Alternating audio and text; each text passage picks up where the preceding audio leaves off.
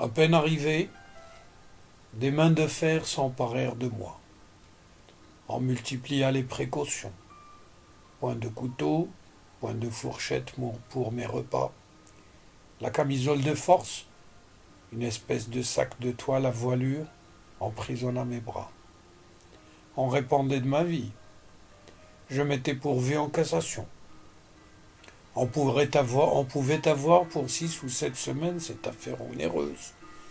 Et il importait de me conserver sain et sauf à la place de grève. Les premiers jours, on me traita avec une douceur qui m'était horrible. Les égards d'un guichetier sentent l'échafaud. Par bonheur, au bout de peu de jours, l'habitude reprit le dessus. Ils me confondirent avec les autres prisonniers dans une commune brutalité, et n'eurent plus de ces distinctions inaccoutumées de politesse qui me remettaient sans cesse le bourreau sous les yeux. Ce ne fut pas la seule amélioration. Ma jeunesse, ma docilité, les soins de l'aumônier de la prison, et surtout quelques mots en latin que j'adressai au concierge, qui ne les comprit pas, m'ouvrirent la promenade une fois par semaine avec les autres détenus, et firent disparaître la camisole où j'étais paralysé.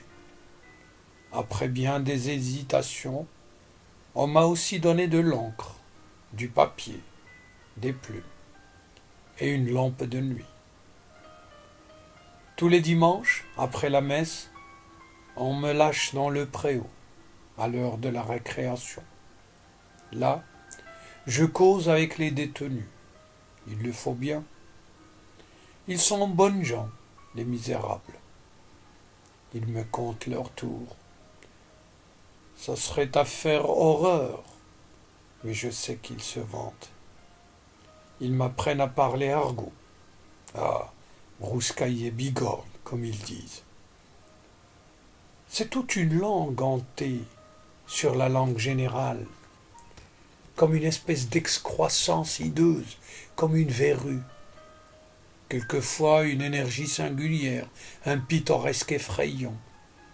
Il y a du résiné sur le trimar, du sang sur le chemin. Épouser la veuve, être pendu, comme si la corde du gibet était veuve de tous les pendus. La tête d'un voleur a 2 noms. La Sorbonne, quand elle médite, raisonne et conseille le crime. La tronche, quand le bourreau la coupe. Quelquefois de l'esprit de vaudeville, un cachemire d'osier, une autre de chiffonnier. La menteuse, la langue. Et puis, partout, à chaque instant, des mots bizarres, mystérieux, laids et sordides, venus on ne sait d'où. La tôle, le bourreau. La cône, la mort. La placarde, la place des exécutions. On dirait des crapauds et des araignées. Quand on entend parler cette langue, cela fait l'effet de quelque chose de sale et de poudreux, d'une liasse de haillons que l'on secouerait devant vous. Du moins, ces hommes-là me plaignent. Ils sont les seuls. Les geôliers, les guichetiers, les porte-clés, je ne leur en veux pas. Causent et rient et parlent de moi, devant moi, comme d'une chose.